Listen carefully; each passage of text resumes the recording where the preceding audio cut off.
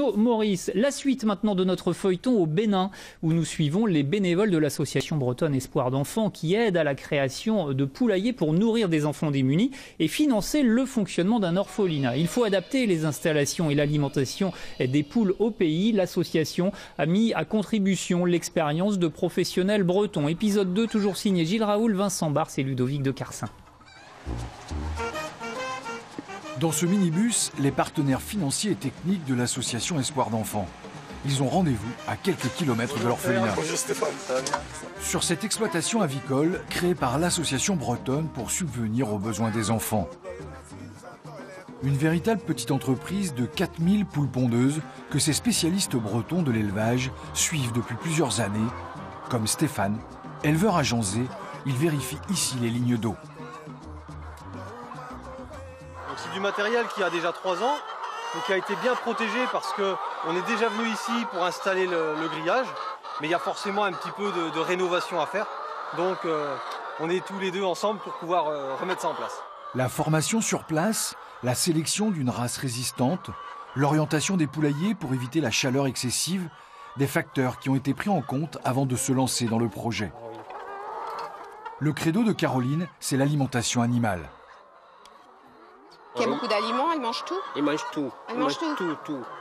Ici, on n'exporte pas du tout nos produits. On a juste transféré notre savoir-faire, nos connaissances. Et puis après, c'est sur place en fait que l'aliment est fabriqué et intègre aussi les minéraux, les oligo-éléments dont les poules ont besoin.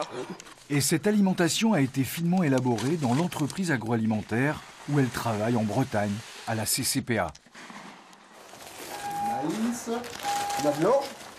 Tout ça, c'est pour le Bénin. C'est ici, dans ce laboratoire de Janzé, spécialisé en nutrition animale, que la ration alimentaire des gallinacés a été élaborée à partir des ressources du pays. L'objectif d'analyser les matières premières, déjà, c'est de connaître exactement la caractéristique chimique et nutritionnelle des matières premières présentes dans le pays, parce que derrière, on formule. Et une formule d'aliment, on essaye d'apporter au plus juste aux animaux ce dont ils ont besoin.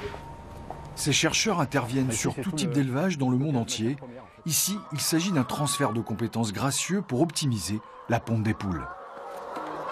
L'hygiène est également importante pour éviter d'avoir recours aux antibiotiques très coûteux. On met des pieds dans l'eau avant de rentrer, c'est pour pouvoir affaiblir des bactéries pour que les animaux et les poules soient en bonne santé.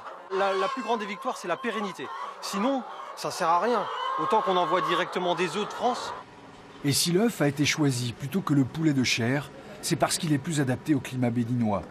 Pas besoin de frigo dans un pays où les coupures de courant sont fréquentes. Pas besoin de grands circuits commerciaux. Il peut se vendre à chaque coin de rue. Le prix, environ 90 centimes d'euros la douzaine. Ça, c'est la boutique où on met pour ceux qui veulent acheter en détail. Grâce à la vente de ces œufs, l'orphelinat est aujourd'hui autonome. Les enfants peuvent même se voir offrir une fois par an une journée à Grand Popo, la station touristique du pays.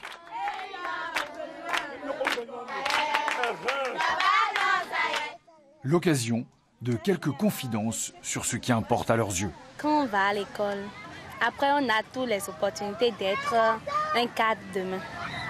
J'aimerais que tous mes amis qui ne vont pas encore à l'école aillent à l'école pour leur avenir. Qu'est-ce que tu veux faire plus tard comme métier? J'aimerais faire le pasteur pilote d'avion.